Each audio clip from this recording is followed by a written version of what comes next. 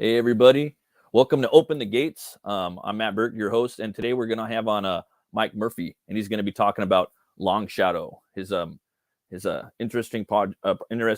You guys got to check it out. Give a warm welcome to Mike. Hey, what's up, Mike? How you doing, brother? Hey, how's it going, man? Good to see you. You too, man. How's everything going with you? It's been good, man. As people who follow me on social media probably know, we've spent the past 2 months now dealing with a pretty big move across the state. So that kind of put a damper in us being able to do promotional stuff. But Right, as you can see, like we're almost done with that, so it's back on the horse. back on that horse, man. Yep. That's awesome. Well, for some people that don't know who you are, can you tell us a little bit about yourself? Yeah. The new viewers. Yeah. Absolutely. No, So no.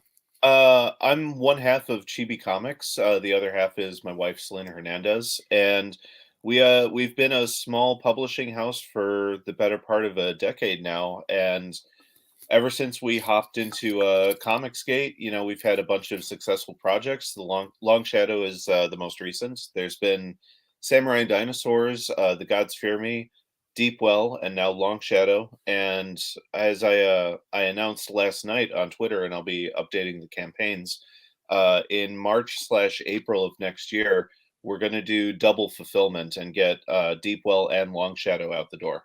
Ooh, nice. Double whammy, huh? Yeah, we're prepping for like 3 months of just like nothing but being extremely busy. Just full beast, full throttle, huh? Yeah, Yeah. because there's stuff that we want to get going next year, and we want our plate clear of some of these long-standing projects before we launch anything new. That's awesome, man. That's a good like business plan.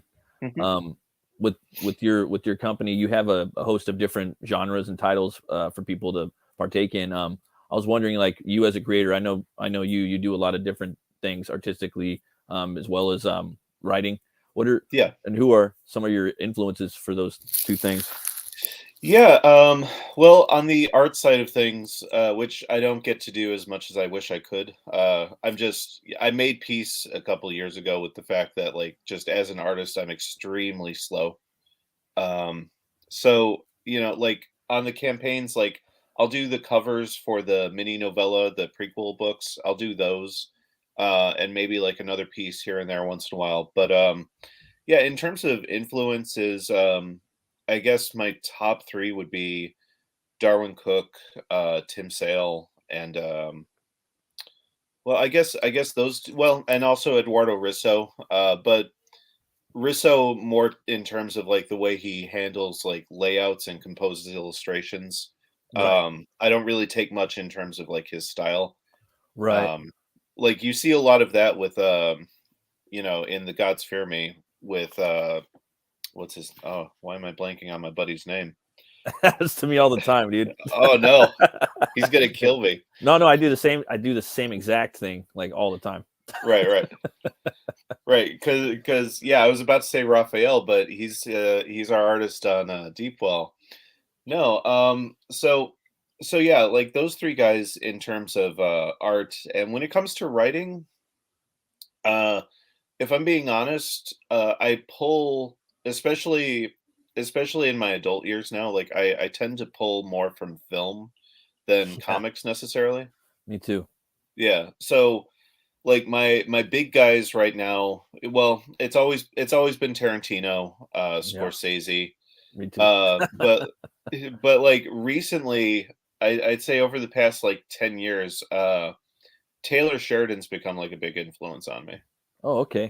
Cool, Yeah, cool. yeah, yeah. Like I I really kind of I enjoy all of his work. Um, I haven't run into something of his that I haven't liked. But I think my favorite from him is probably Hell or High Water. Oh, okay. Yeah, I've seen that one. That's Yeah, a good yeah, one. yeah. So yeah, like I mean, there are comic influences in there, Grant Morrison, Warren Ellis back when he was, producing work, Garth Ennis, like that whole kind of British wave that came in the early 90s, like those guys all influenced me a lot. The British but wave of comic writing, like metal had yeah, that too. The British wave of yeah, heavy metal, yeah, man. right? So yeah, it's just, I don't know, it's just the way it's been my whole life. Like, film's been a huge influence. If I wasn't so attached to the hip to comics, I'd probably be trying to direct at this point. Right? Like you can make a movie on your phone nowadays. Like Spielberg did one. He did. I think it was his first music video, and Hmm. he did it on a phone. I think it was about 6 months to a year ago. Sorry, the time kind of Right. goes all over the place, but Yeah, ever since 2020, time doesn't mean anything. it's like a different thought process altogether. Like for a while, for me, like a year would feel like 4 months. About Right. that Right. started about 10 years ago, and now it's just kind of something different entirely. Yeah, yeah. Yeah, and what's his name? Steven Soderbergh did a cell phone movie, Unsane, I think it Oh was wow. called. Yeah. So yeah, it can be done. I just, at this point in my life, the idea of jumping into like an entire new medium and trying to like learn from step one, I can't. You know. Right? It's a lot. Yeah. It's a lot to take in. Yeah, it's a lot. That's one of my goals too. Before I die, I wanted to make a handheld, a phone movie, a movie Sure. on my phone. Probably gonna be a horror because it's cheap, you know. You're right. Right. But you got to nail down like a good story, something really Hmm. scary. But it could be done. I think, you know. Yeah. Yeah, I mean, who knows? Like, if we can continue to build our audience with the comic publishing, and if I find myself where, like, we have like two or three things in production and I've got the better part of like 6 to 9 months where I'm not really doing anything, who knows? Yeah, no, totally. We got someone in the chat. Hail Bone. Hey, Cheers. Bone. I got this right here for a boy tonight, or for a boy today. We're talking about Long Shadow. He's Yeah, got a yeah, yeah, yeah. nice little tavern in there. Yeah. Gotta have that mead. Oh, for sure. Hell yeah. Absolutely. Do you want to maybe go over the campaign right now? Yeah, sure. Can we do it on your end? Yeah, Or do sure. you I need got it right to? here. I got it right Okay, here actually. Just let me share it real quick. sure. Do, do, do, do, do. Do, do, do. Are you cool if we show the trailer? Yeah, yeah, let's do it, man. No. Yeah. All right, here we go. You guys ready? Long So, Shadow. Let's do it.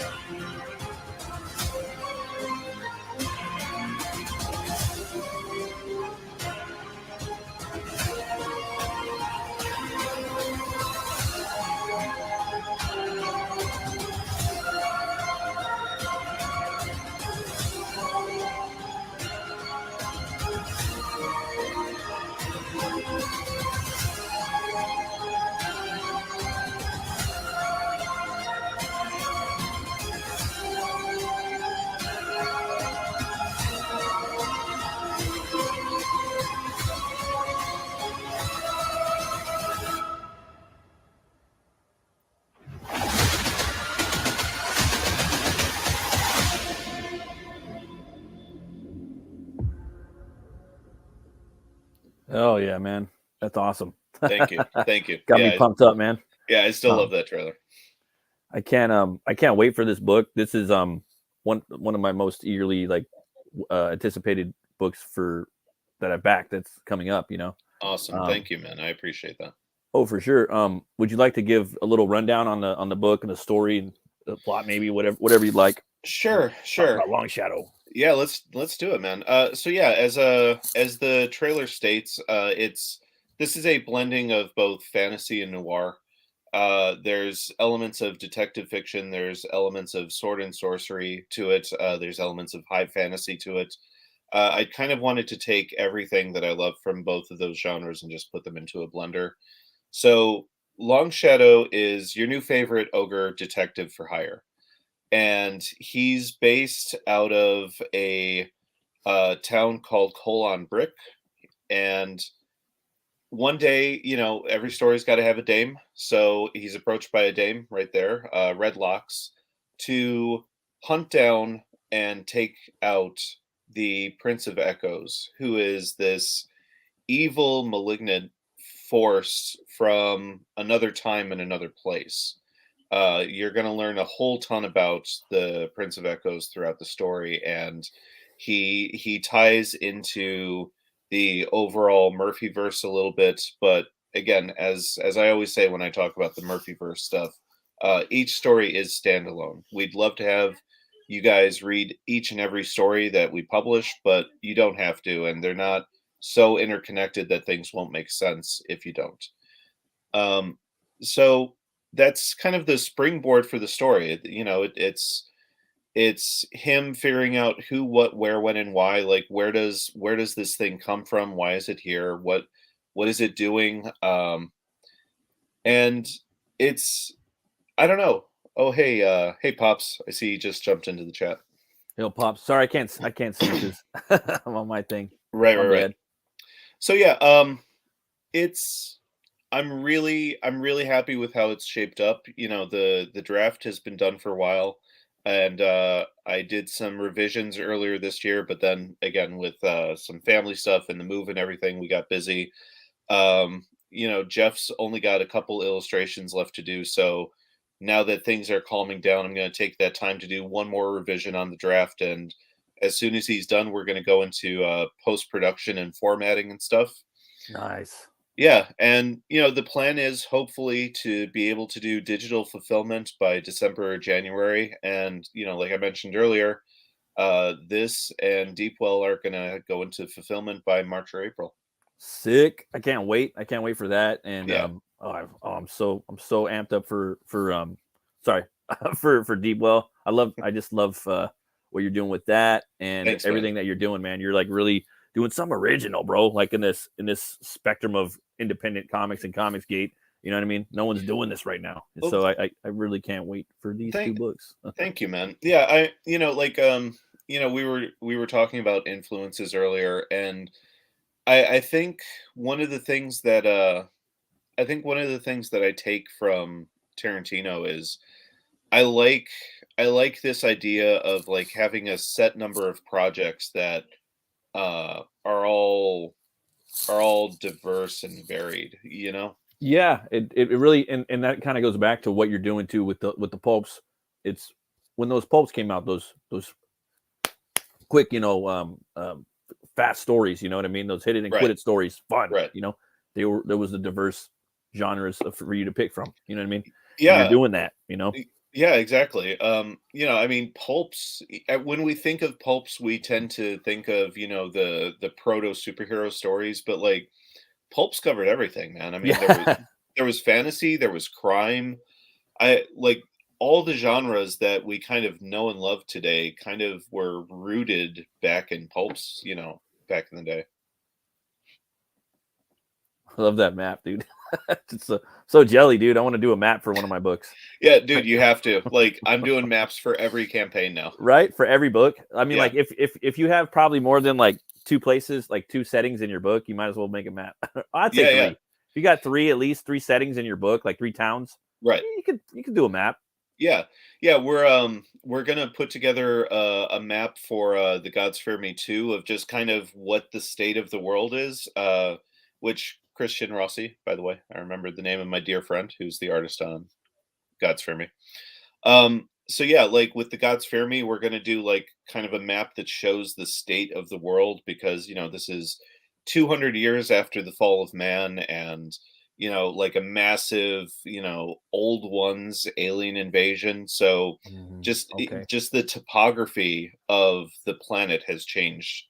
And when we get to the Red Key, I'm gonna do a map that's a loose layout of the Murphyverse. Ooh, sweet. Oh, the whole Murphyverse. Yeah, yeah. Oh, that's badass, dude. Like, wow, that's cool. So all of your stories are going to be within one universe. There's not going to be like parallel universes at the moment. No, no. So, oh, and thanks again, Pops. He says he shared this out to all of his places. Thank you, Um, sir. Hell yeah. yeah. So no. So to touch on the Murphyverse real quick, like it is a multiverse. But it's not a multiverse the way you've come to think of it through like DC and Marvel. It's not, there's 52 different Supermen, there's 1,045 Spider-Men. It doesn't work like that. Think less Marvel and think more Stephen King.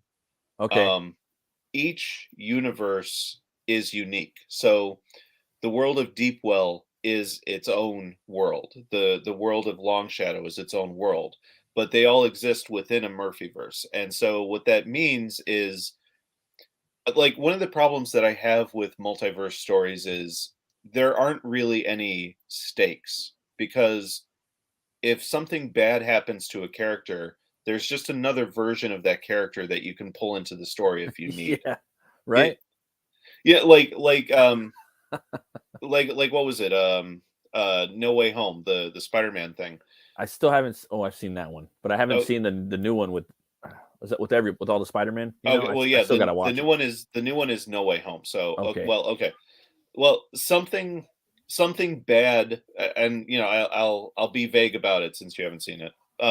Something bad happens to one of the Spider-Men, and it looks pretty grim for a few minutes. Mm, But when it happens, there was never a point where I was like, "Oh, that's really bad," because I was like, even if the worst case scenario happens, they can just get another Spider-Man, you know? right. Like just pull one off the rack, basically like a suit. Right. So, with having each universe be unique, and individual, it means that there are stakes, like if we kill off Long Shadow, hypothetically, you can't just go to another universe and take another Long Shadow. There is no other Long Shadow. It's just him. That's good. It makes everything way more. You know what I mean? Yeah, exactly. And Yeah. on the rare instances where like we do not necessarily crossover stuff, but where like characters like interact with each other, those have more weight too because it's one character meeting one character, not one of multiple. Right. Yeah, that's yeah, totally, man. I agree. I'm to me personally, I'm not a big fan of parallel universes. Like I Sure. mean, maybe two. Like for my universe or whatever, the Rune Cutter verse, however you want to call it. Yeah. I have the one that we're in right now, like reality, and then Hmm. there's another one Right. for now. Like that's all I want. You know what I mean? And I could just have like a timeline in that, and it just keeps things a little more concise for me. Yeah. I'm cool with the one and done multiverse type movies or episodes of things, but after a while, it gets kind of light. Yeah. Yeah. Yeah. I realize like the whole multiverse thing, especially over the past year and a half with, all the stuff that both the film divisions of Marvel and DC have been doing. I know people are getting a little jaded on the concept. Yeah, Um, Yeah, I want people to know like, hey, I hear that and I completely understand that. And this isn't just as like all the different genre work that I do is kind of my take on that genre. Like this whole Murphyverse thing is my take on the multiverse. It's not going to be a retread of everything that you've seen before, and it's not something that I'm going to let get played out or become overbearing when it comes to the narratives for all these books. Like the narrative for each book is stands on its own. Like I said, I'd love for everybody to read every book, but you do not have to. Like they all stand on their own. It's not meant to be this one big build up to like a crisis or whatever. right. That's cool, man. Yeah. I was gonna say like I could imagine this Sims art on this. I love it. This is one of my favorite Sim pieces, probably in my Yeah. top favorite three because he's got so many that he's done for everybody. I agree. But I think he colored this all by himself, and I can imagine this as like I don't know if you're familiar with that show Primal, but Yeah, yeah. that type of this artwork as like a weekly show, like with with Long Shadow. I think that would be really cool. Where Yeah, he's solving mysteries and whatnot. yeah, I love Primal, and yeah, I agree with you. Like that's one of my favorite pieces by Sim. I feel like every time I get to work with an artist, they produce like what I feel is one of my favorite pieces from them. Like that cover to God's Fear Me #1 is still one of my favorites from Donald DeLay. Oh yeah, yeah. Yeah, that's pretty badass, dude. Yeah, yeah. So yeah, dude, I love Primal, and I don't think I've ever like said this anywhere, but like one of my dreams is to have Gennady like show run something based off of one of our properties, man. Oh yeah, I think like I've been saying it too, like unapologetically that I think that's the best show I've seen in like 10 years. It Like is. TV It really show, is. cartoon, it just entertainment value. The best. Yeah, I wanted to do a show where we do a deep dive like every episode, me and Brian Kreisgau. And he's Hmm. like, down, but we haven't done it yet, but that's something that's in the works because I don't know if anyone's really doing it, but I want to do that. So Yeah, man. Like I didn't even again because with how crazy this year's been for me, I didn't even know season 2 dropped. So we have to get caught up on oh that. brother, man. You're gonna flip out. And yeah, it's if they do another one, well, it's gonna be something different. But I don't want to spoil it. I'm just gonna shut up. But Okay. cool if we go through some of the tiers about this. Yeah, let's go for it, man. So you got the swag bag, brother. Let's talk about that. Yeah, absolutely. So we do swag bags with all of our campaigns, and this is where you're going to get the most bang for your buck. So this time around, the swag bag comes with a copy of Long Shadow, a copy of the prequel novella, uh, a Long Shadow trading card, a print of the map, uh, a Long Shadow sticker, and a poster of the cover. That's awesome, man. That's like a fully like interactive experience into the world of Long Shadow. I think that's the one Absolutely, I backed too. When I saw that, I was just like, "Whoa, this is awesome! I can't wait to get this." absolutely. And it's a cool way. Like I like the whole swag bag thing. I think you did that with Deepwell as well. Yeah, yeah. Excuse me. Yeah, we try to do them with all our campaigns. It's the tier that I have the most fun with because I like the idea of like sending out backers just like a big like you know when you get like a Gemini mailer from a campaign and it just you can tell it's just the book. Yeah, yeah, I like the idea of like sending out like a stuffed Gemini mailer to our backers. totally, bro. Like a lot of people, I don't know, 50-50 maybe. They just want the book. But I'm Right. one of those guys. I was talking yesterday. I think it was I don't forget. I think it might have been Devil Flyer, but Rex.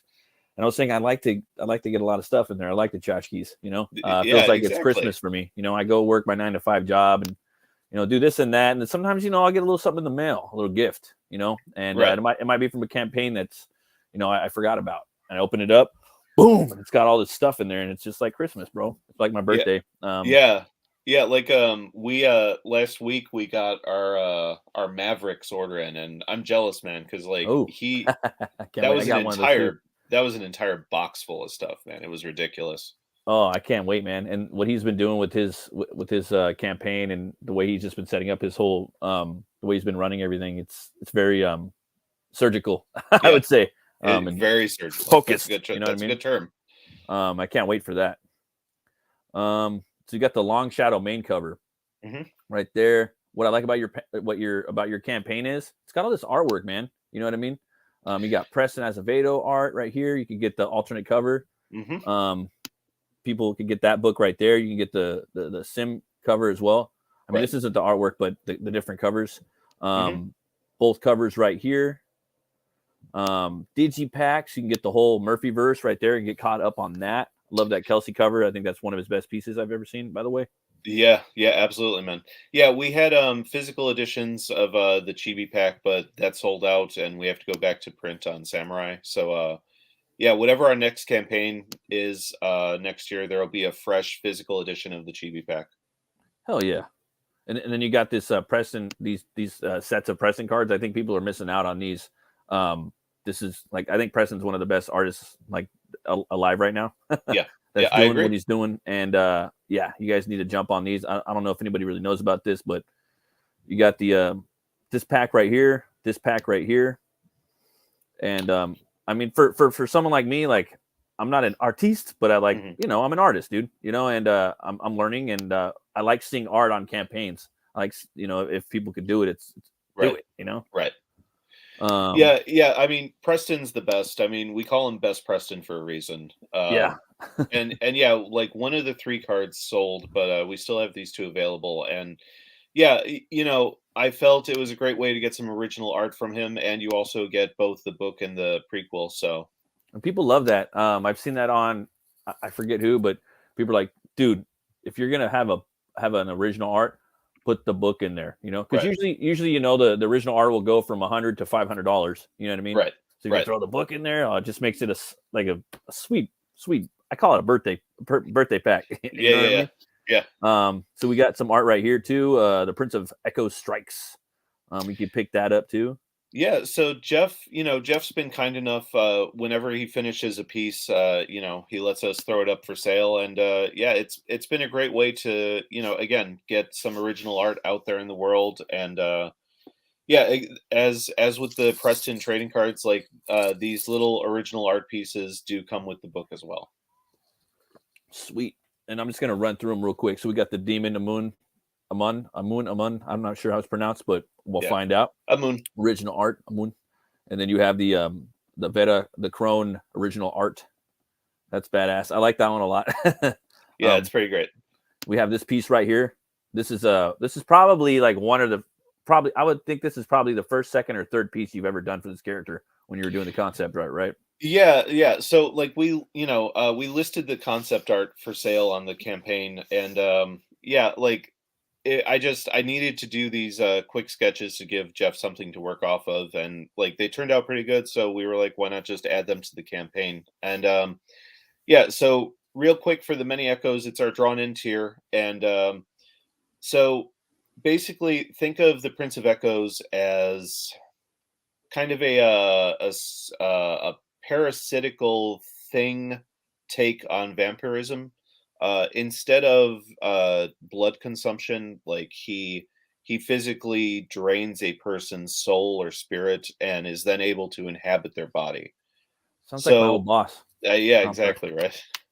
Um, Um, so there's going to be a point where we see most, not all, but most of his previous incarnations, and that's where you have the chance to be drawn into the book. that'd be sweet. I'd love to be in this universe. And then of course I did a piece too. Yes, you Um, did. I did a. I was just inspired by that book, and I don't know sometimes when you do a piece, like it comes to you really quick, Hmm. Hmm. and yeah, I don't know. Yeah, I don't like now. I don't fight it. I just like let my hand do that, and sometimes it'll be it's just different every time, and I right. freaking love it. You got the Yeah, no, prequel. Oh, it's sorry. great, man, and I really appreciate that piece. Oh, thank you. And then we got the prequel novella art, original. Hmm. That's nice. That's by you, right? Yeah, that's the one piece that I got to do for this campaign. Yeah, that's beautiful, man.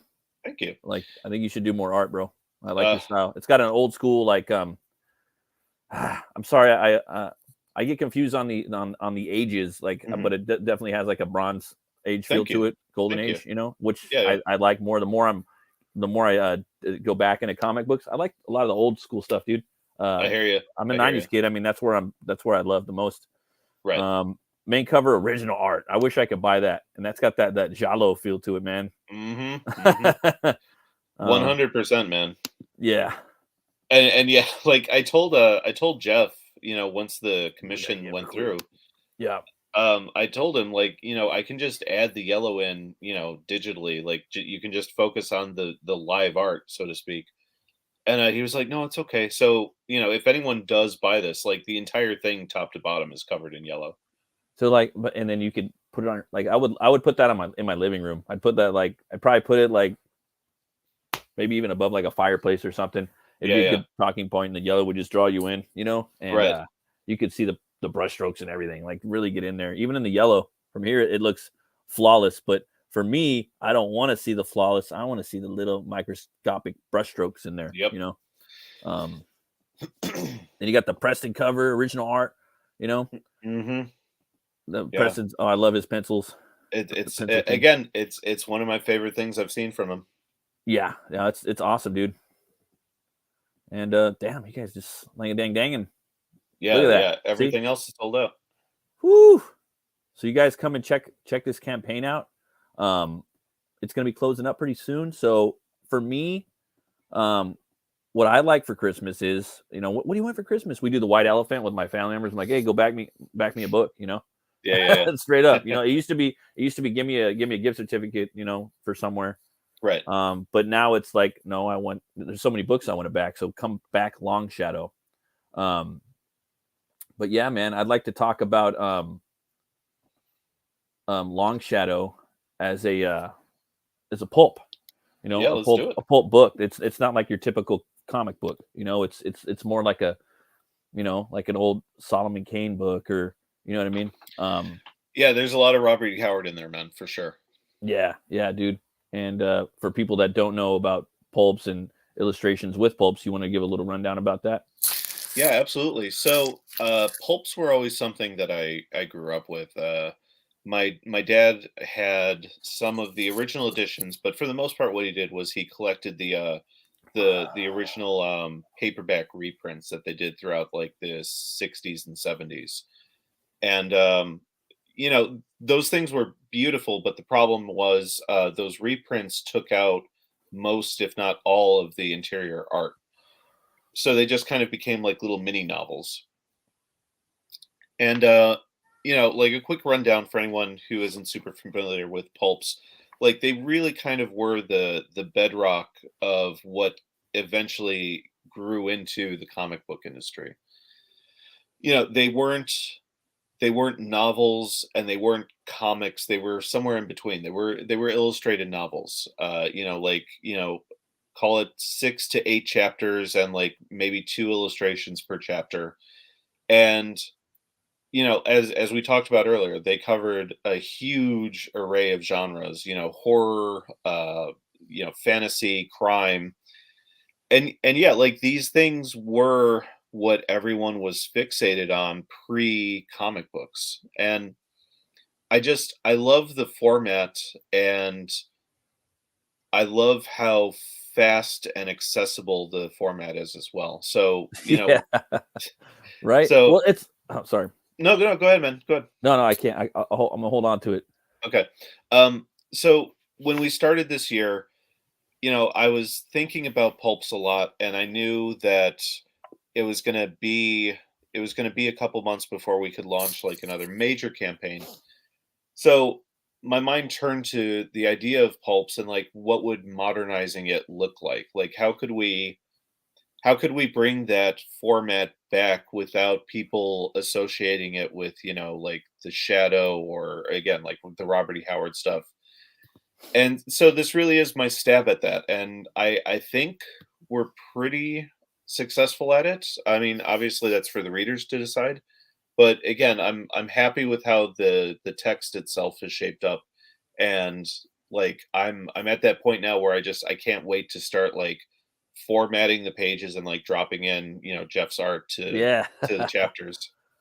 Yeah, totally, man. Like right now, I'm not reading too many books. Like I have a stack of books that I've backed, and I'm reviewing some. I got a couple of mainstream. I got the Last Ronin. I haven't read those yet. I got 4 of them. Right. Right. But when I'm reading, like I'm reading Robert E. Howard's Solomon Kane, The Savage Tales. And again, I've said this many times, you get on Amazon for like 10, 12 bucks. And that's what I'm reading, man. And when you're reading those short stories, they're over before you get a chance to even think about them, and they're so packed. You know what I mean? Yeah. So you're craving more. Like, and I'm like, damn, I want more, and it's already over. You know what I mean? Yep. It's just juicy and just quick. Like people just need to know, like, about the pulps. They're quick, fun, entertaining stories that you get in and you get out. Yep. And Yeah. it hits you like a ton of bricks. It's just like a 1-2. And like you get in there, and that's what's all about, man. And it's really cool that you're taking your stab at this, and that's something that I would like to do someday in the future. I think that would be really fun. You know what I mean? Because you could really, I don't know, man. Like you guide them a little bit, but you don't give them too much. With comic books, you do a lot of a lot more guiding, but you hit them with the splashes and the bigs, and they have to fill in the in between on the sequential art. But with pulps, you have to really let the reader formulate the story in their head. But you're like, no, dude, it's this. But then they take that because you have those art drops within the story, you know, and they still have to formulate it. But it's something totally like you got a pulp, you got a comic, you have a video game, you have a movie. It's all different forms of multimedia, and you're going to get different, and a book. You're going to get different entertainment values or experiences out of those different forms of multimedia, you know? Yeah, I think, yeah, for anyone that's like never read like a pulp story, I mean, number one, as you said, like go, hop onto Amazon and pick up like all those Robert E. Howard collections. His is like what's cool about Howard is his estate, my understanding at least, his estate is making sure that reprints of all of that stuff is available in perpetuity. So, like, there's some stuff where, like, if you try hunting down, like, Doc Savage collections, like, some of those go in and out of print. But, Oh yeah. But all of Robert's stuff is, like, permanently available. So I think the main difference that people should know between, like, pulps and, like, a novel Right. is yeah, as you were saying, it's economy. Yeah. Like, there are books where, like, an entire chapter will be spent talking about the inner turmoil of a character or their motivations or their mental state. There will be entire like paragraphs dedicated to like character descriptions and what someone looked like or how they walked. You don't really get that with pulp, and I think part of that, as you said, is because of the illustrations. Like, you don't need me to describe to you what Long Shadow looks like. You know what he looks like the second the book begins. Oh yeah, yeah. It's already established, you know what I mean? Yeah, But then so you figure some things, you know what I mean? Like, how does he move? Like, you're starting to, is he lumbering over like that, or is he walking like right, back like that? That's all.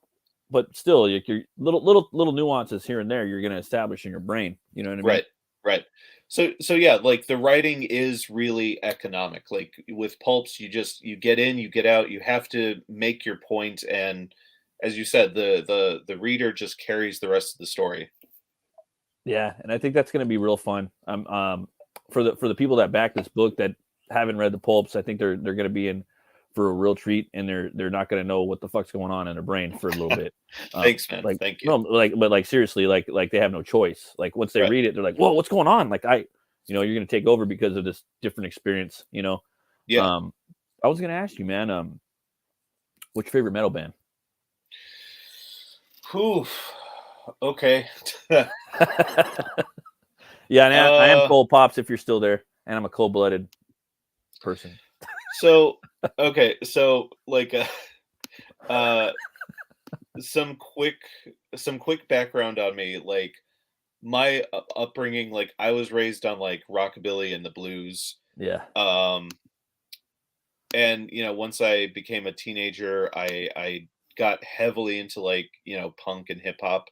But there is a place for metal in my heart. I think, God, I don't know all time. I don't know if I could do all time, but I definitely I always what are get the people with this. yeah, no, recently. Okay. So I even put punk and metal like in the same genre, and I can get jumped. I don't give a fuck. Like I put it in the same thing, dude. Like because they grew up at the same time. You know what I mean? There's a lot to share. I mean, obviously there's notes and technicalities with metal that you're not going to get with punk, but sure. there's a lot of similarities, bro. I'm sorry. You know what Well, I mean? yeah, I mean, there are. I mean, look, like if you want to talk punk, I mean, like the easy answer, and I don't mean to like go basic bitch on you, but like You got to sometimes. yeah, like obviously like Minor Threat, Yeah, like Minor Threat's one of those bands, like it just unlocks something in your head when you're yeah, a teenager and you're like, "Oh, I get it." yeah. Like like obviously this is what I'm doing with the rest of my life. Mm-hmm. But to give you a more direct answer, I don't know about all time, but like lately I've been really getting into Onslaught. Okay, okay. Yeah. Like what's their most recent album? My buddy, Uh I'm just listening to this random. Like today, I'm listening. I was washing some dishes mhm. for a show, and I was listening to this band called Wolfheart. I was like, oh, okay. And Okay. then I listened to another band called I can't even pronounce the name, Svelventer or something like that. Oh, I one forgot from Scandinavia, and right, it's right, one of my favorite singer he's got like 10 different bands, and I was like, my homeboy, he was like, hey, dude, check out this band, because he's into all the stuff I'm into. But yeah, man, what was it again? That was Onslaught. Yeah, Onslaught. Okay. If anyone's ever checked out like Razor Fist videos, like he'll have a song or two from them play during the credits. Oh, Um, okay. yeah, Okay. I've known about them for a few years now, and like I've dug on their stuff, but like it hasn't really hooked in my brain. Yeah. But their most recent album, I think it dropped in 2020. Man, that thing is a banger. So just Yeah. just go out there and look up Onslaught, people. I'm trying to listen to new bands every single day, like as much as I can. And there's this part Right. of me like, fuck that. I don't want to listen to new shit. I like my old shit. And there's so much stuff that like is out there that's old, that hasn't even been discovered yet. You know what I mean? Right. And you got the new bands in, but I just want to check out a bunch of stuff. You know what I mean? I hear you. And there's so much. You know, I'm subscribed to all the metal like labels. You know what I mean? So I'm always trying to look at new stuff every day. And usually for something, you got to listen to it like 2 times at least for you to go, oh, I fucking hate that. You know what I Right. mean? Oh yeah, I'm for sure I hate this now. You know what I mean? Yeah. But that Yeah. third time you might be like, okay, well, like I might like it. You know what I mean? Like sometimes you'll listen to an album, even by like your favorite bands, and you might not like it the first time, and then after a couple listens, you might like it. Yeah. Yeah. Bill Dillard, Hey, Dillard, how's it going, man? oh man, Dillard, brother Yeah, and from the Fornia, from Dead Fornia, right there. yeah. No, Dillard's a good guy. Yeah, he is. Yeah, I find that whole thing, that whole logic applies to everything, like not just music, because like a Right. thing that like Selena and I say to each other all the time is like we always try to be careful to grow up but not old. Yeah. Oh no, totally. You have to listen to a song last year and didn't like it. Sorry. Okay. Yeah, like I find like especially like once you hit that like age 40 hump, like you really start getting set in like what your tastes are. Yeah, And yeah. I never like I never want to be that person that's like the only stuff that's good is stuff when I was like younger That's than what I'm 25, talking. you know? That's what I'm talking. Like you can't do that. That's what I'm Right. talking about. Like the newer metal bands that are coming out. Like I might. It's like, dude, you got to listen to it, and that for movies, comics, stuff. Right. You got to be a little bit open minded. You know what I mean? They might not align with you politically or whatnot, but that doesn't really reflect the art Right. of what Right. you're partaking in. You know. But yeah, and with that whole thing, like unless an artist or a writer or whoever like directly like takes a shot at me or like oh yeah, my peers or whatever, I tend to like just do my best to separate the art from the artist. oh yeah, yeah. It's hard, right? It's I know you're talking like a lot of the mainstream. Yeah, Yeah. it sucks, dude. It hurts, bro. I ain't gonna lie, it fucking hurts. Like I like some artists and they'll do some stuff, you know, some mainstreamers. I'm Right. like, damn, dude, I like you're an inspiration to me, bro. And like you're out there talking some stuff that doesn't make any sense. It really doesn't. Like I'm not gonna sit there and cry about it all day, but Right. you're pissing me off. And I love your work. And it's like it's hard sometimes, but what you said, you have to differentiate the art from the artist. Yeah, and I think the Ghost last album was good. Okay, yeah, I'm new to this the live stream and stuff, so it's all good, you man. know, and Yeah, figuring it out. Boom. yeah, it's I mean, look, they don't make it easy, right? But I think a lot of it is keyboard courage and like they Yeah. realize that they can say whatever they want on social media because there's no repercussions, right? I I honestly do believe, and I know other people have said this, but like if with most of these people talking the amount of trash that they talk, like if we just sat down with them in a bar or like, over like dinner or something, I guarantee you It is most what of it is. our No, differences would be ironed out by the end of the night. 100%. Because behind the computer, there's like da da da da wah, wah, wah, da da da da Right. da. Like in real life, it's like, hey, dude, you know, really, Right. and they figure it out, and it's just a bunch of hot takes and um what is it? They got to stick up their ass at that moment. You know what I mean? Right. I Right. was also going to ask you, man, what's your favorite movie? I have nothing but time to cry about Oh, Dillard, we gotta change that, man. things all day. Favorite movie, dude. Okay, all right. Well, I can give you a top three. Top three for a good couple of years now have been Road to Perdition, Okay. The Fountain, and The Gray. Wow. Okay. I Those think are I think if I had to round it out to a top 5, I'd add Evil Dead and 12 Angry Men to that. yeah, right. But yeah, like those top 3 movies, I know some people like think like, all time in terms of like, what it contributed to the medium or what it means to film as a genre. Like I just look at it in terms of like what those films mean to me. Oh yeah, for sure, for sure. And yeah, like each of those films, like with Road to Perdition, like and I know this is like a little inside baseball, but No, go for it. with Road to Perdition, that movie means so much to me because um what's his name? Paul Newman. Um, him playing Rooney in that movie, everything from like his body language to the way he carried himself to the Irish accent that he put onto the end of every sentence. Oh yeah. Uh, he basically was my grandfather. Okay. So like I can watch that movie and I'm like, oh hey, there's Pops. Yeah. Uh, so yeah, it's stuff like that. Like they may not technically be the best movies ever made, but like they mean the most to me for Oh, different reasons. definitely. Like that movie, The Gray. I Oh, think I The seen that Gray. in the movie theater, and Hmm. I was on. It was night before last. I was on real quick. I think it was Amazon Prime, and there's all these friggin' Liam Neeson movies, Yeah, yeah, and yeah, I'm yeah. just like adding them to my view list, and I'm just like, damn, am I gonna put out a tweet like, who likes fucking Liam Neeson around here? Like, I love Liam Neeson. Like, I Yeah, love yeah. watching his movies, and they're all from the prototype of Taken. Taken. Yeah, yeah, And dude, I loved him back in Darkman, bro, and Rob Roy. You know what I mean? And I got him, and I got my Peyton Westlake toy from Darkman. He was just yeah, really cool. You know, um, yeah, yeah, man. The Gray. I'm not gonna lie. I'm not gonna lie either. It was the first time I heard Perdition as well. probably me too. Yeah, yeah.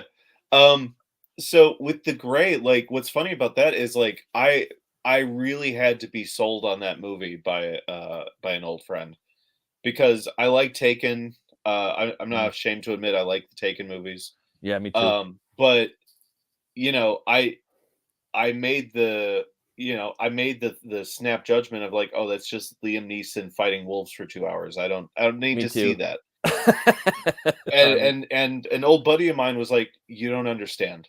You like it's yeah, not that. I yeah, know it's being marketed as that. It's not that."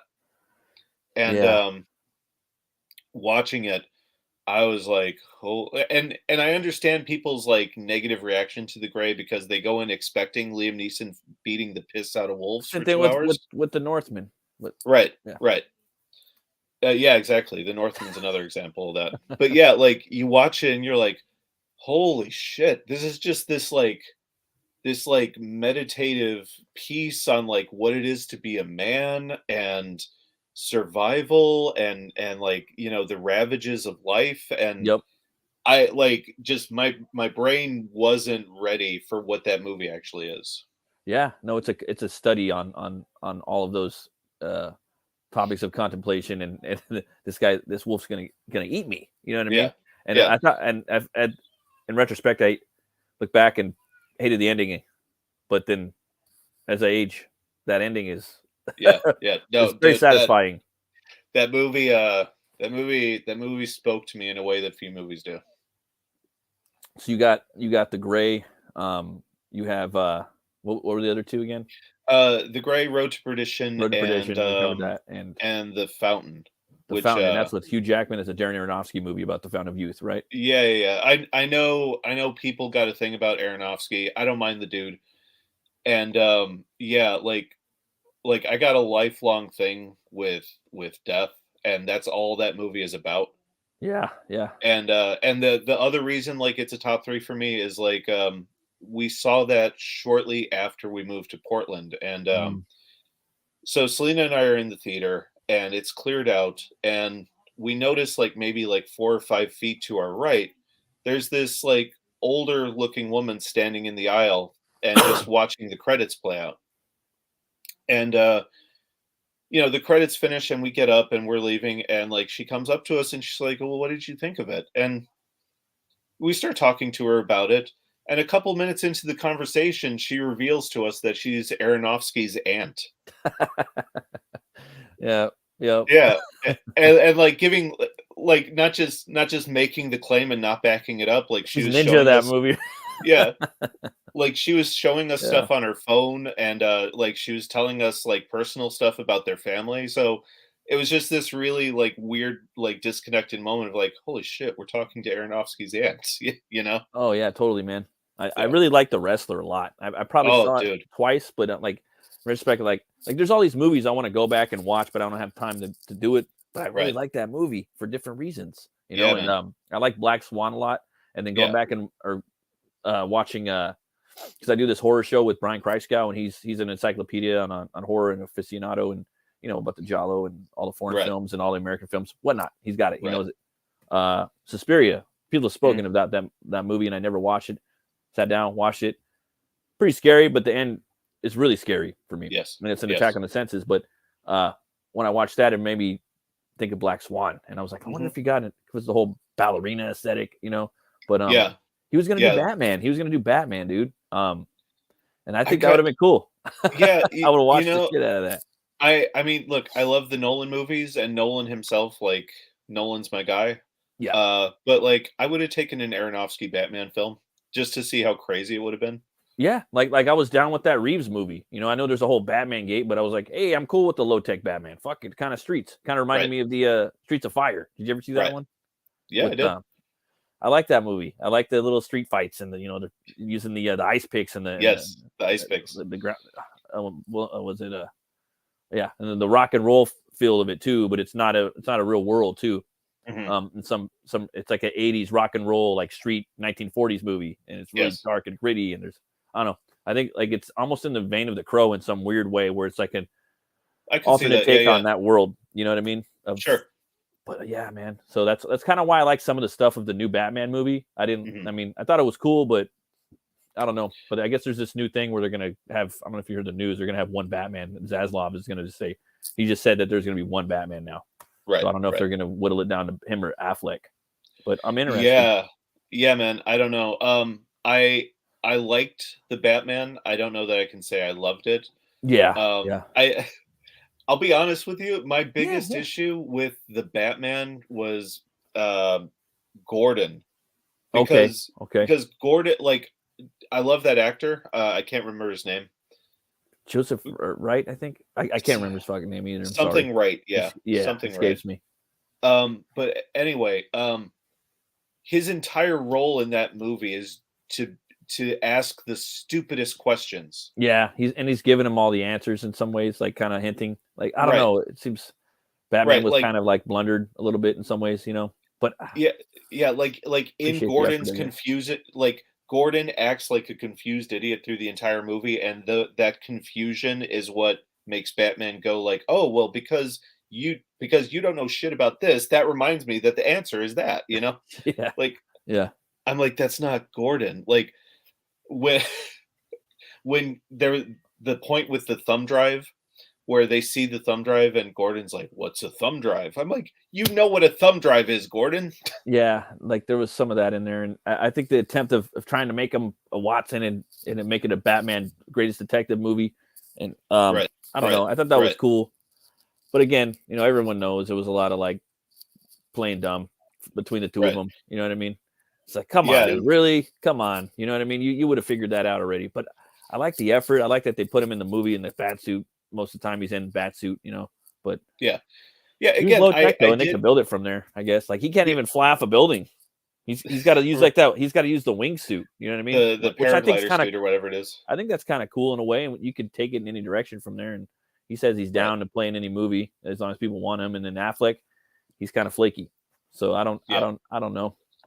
We'll see. Yeah, I don't know. I would if I was Zaslav, I would give a nice swan song for Batfleck, Mm, like mm, maybe one or two films, and then just bring in Patterson as the Batman. mm, mm. Yeah, it's crazy. Um, I love hearing different people's takes. Like I don't really know what I would do if I was Zaslav. Some people are saying it, like finish out the Reeves trilogy, bring Batfleck in, fire Batfleck, fire them all, get a new Batman altogether. Like I'm hearing all kinds of different stuff. Because as you said, like Affleck is so flaky. Like, Mm-hmm. sure, you can probably get him back for 1 or 2 movies, but Yeah. if Zaslav is and what's his name, Gunn, if they're literally trying to build an entire new universe out of the ashes of the Snyder stuff, Yeah. I don't see Affleck sticking around for the better part of another 10 years.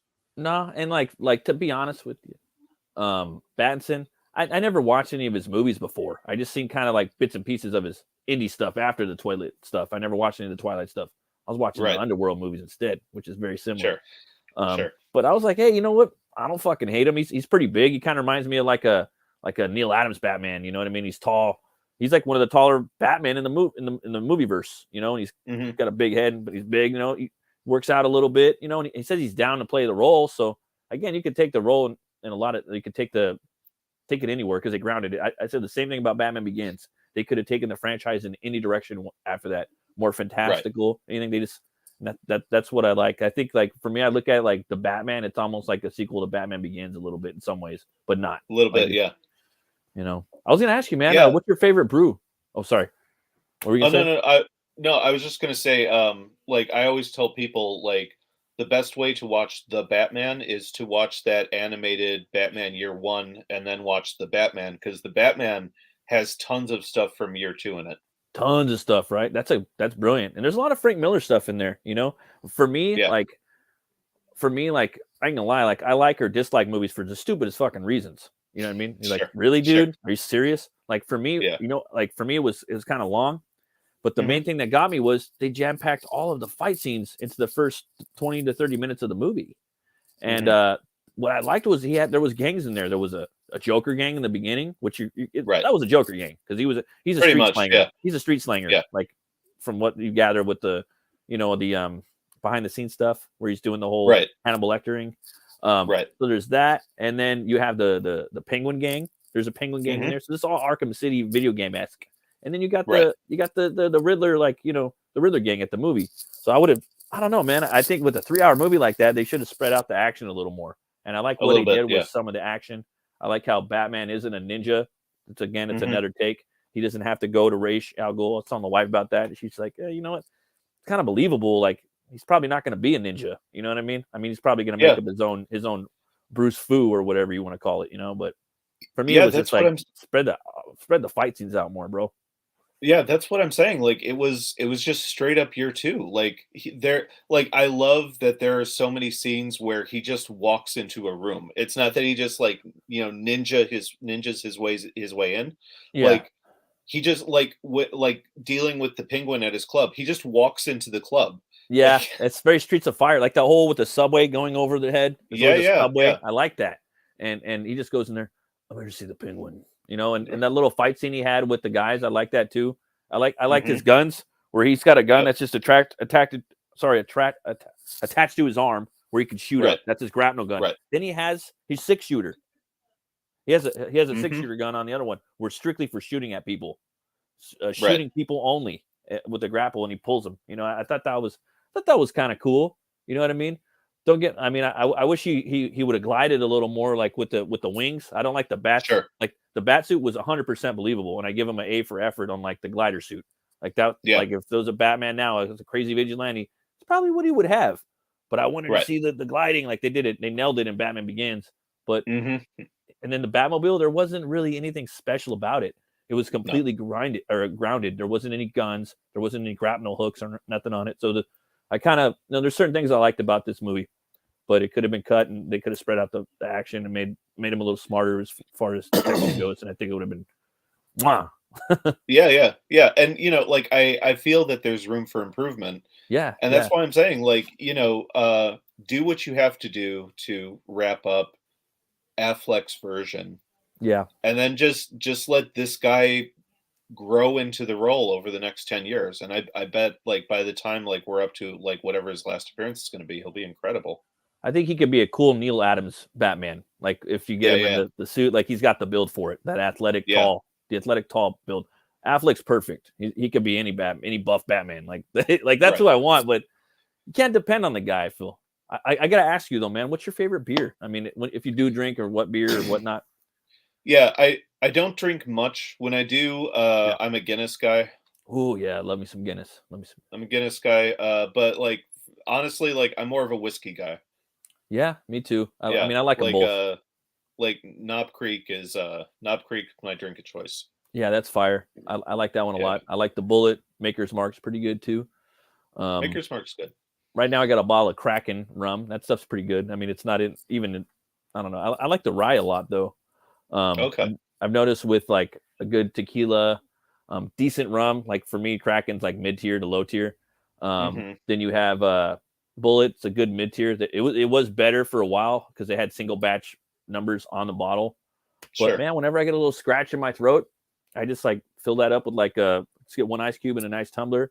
I don't take any medicine. I try to stay away from all medicine whatsoever until I get like really sick. I just try Yeah, to yeah. like push through it, dude. I mean, maybe I'll do with Tylenol or something, but sometimes, dude, just that it'll knock it right out. Sure, Um, sure. but I was gonna ask you, man, is there anything else that you'd like to say about Deep Well that we haven't covered yet? Well, with Deepwell, once fulfillment's over, I know, like with the first couple of campaigns, we did leftover campaigns afterwards for the first printing. I think what we're going to do moving forward is we're just going to have what's left of the first printings when we do the campaigns for book two. Oh, okay. So so with Deepwell and then with Long Shadow, what's ever left of that first printing, when we do Deepwell 2 and Long Shadow 2, like we're just gonna have that first printing in the second campaign. Oh, that's dope. I meant to say Yeah. long shot. I don't know why I said deep well. I Oh, fucked that's up in okay. my head. But I do want to know Uh, about deep well. I hope there's. I don't know if there's more or not. I don't know the type of story, like how yeah, it's going to there's end or whatnot. But I think it would yeah, probably be a continuation eventually, from what I gather. yeah, it will definitely be a continuation. We had again, like I can't. There's specifics I can't really get into, but we had some production issues. That's why by the time we head into fulfillment, it's going to be about like almost 2 years past when it was supposed to have shipped. So I do thank people for their patience on that one. Hey, it's And crowdfunding, man. That shit happens sometimes. yeah, That's it's gonna happen. Like especially if you're a showrunner and you're having to deal with different issues of printing and artists and all kinds of stuff. There's all kinds of things that go on, and it's crowdfunding. there You are know what I mean? That's there the way is I look all at it. kinds of things. I mean, there's crowdfunding, and then there's you're doing pre-orders. And Hmm. like that's for me. I mean, that's how I see it. You know what I mean? So, Sure, but sure. I would what I But would. Sorry, what were you saying? no, no, I was just going to say, but to reassure people, and I've said this on the campaigns themselves, like heading into the Gods Fear Me 2, Deepwell 2, and the Red Key, and Long Shadow 2, whatever that's going to be.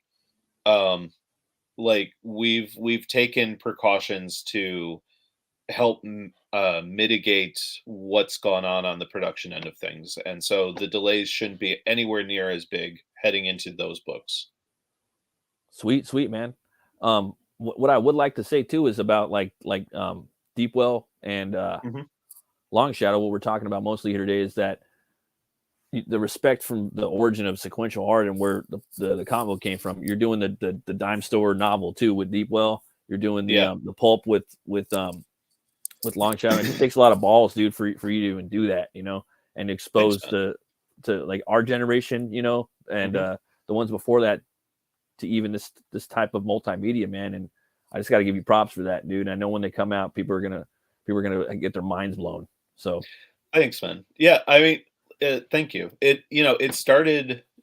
We did. I illustrated a prequel mini comic for Samurai and Dinosaurs, and again, like I'm like, I can't do this. I'm too slow. So heading into the Gods Fear Me, I started thinking about dime store novels and the pulps, and I was like, well, I could do a little prequel novella, and the reaction to that one for the Gods Fear Me was pretty positive. People dug it. yeah, Um, and so I was like, okay, well, this is the format now from now on. Like, there's the main book, which will be, a comic, and then we'll do a prequel novella that'll emulate the pulps and the dime store novels. And that was part of it with Long Shadow. I was like, I'd written 2 at that point with, Deep Well and The Gods Fear Me. And I'm like, why don't I just do a full on pulp novel? Like, if people Yeah. are digging it. And yeah, man, I really do think people are going to be happy with the results. Oh yeah, me too, man. I know I am. I'm eagerly awaiting both of them, dude. I can't wait till they come in. And yeah, man, you're putting out good stuff. Is there Awesome. anything else Thank you'd you, like man. to say about Long Shadow? Yeah, so we're going to be closing up sometime before the end of the year. I don't have a specific date because a lot of it is dependent on getting some last minute promotional items. One of them, I mean, we've announced it. One of them is a piece from Kelsey Shannon. Ooh. Yeah, first time working with us since Samurai and Dinosaurs, so I'm looking forward to that.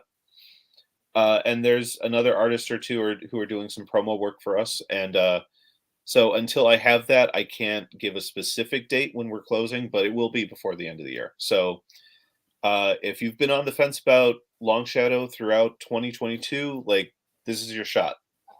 Pick it up. Hell yeah, man. Get out there and get those books. Get them for Christmas. You're gonna want them because they're gonna arrive like pretty quick. So Yep. yeah, definitely, man. Well, where can everybody find you, Mike? Yeah. So as far as social media goes, I do Twitter and TikTok. They're both the same address at chibi_Mike. And on YouTube, you can find me at the Chibi Mike, all one word. With the moving and everything, production on videos has been slow, and that's being kind. But I'm wrapping back up production now, so I'm going to be doing some more interviews and some more original content. So Nice. be sure to give me a follow over there. For sure, man. Well, thanks for coming on, man. This is like my 10th show. I'm new, like even creating content. I'm still learning how to do this myself. I've had a channel for a bit, but I really appreciate you coming on, man. I love talking Long Shadow with you, brother. Yeah, likewise, man. It's always a pleasure chatting with you, man. Thanks for having me on. Oh, hell yeah. And thank you for everything you've helped me out with Butch Cleaver throughout the years. I really appreciate it, man. My pleasure, man. Hell yeah, man. And thanks to everybody that watched and came in and chatted and whatnot and shared it out. I really appreciate it. Everybody remember to be bold, be brave, and roll the bones to know your role. You guys have a great day. Bye-bye.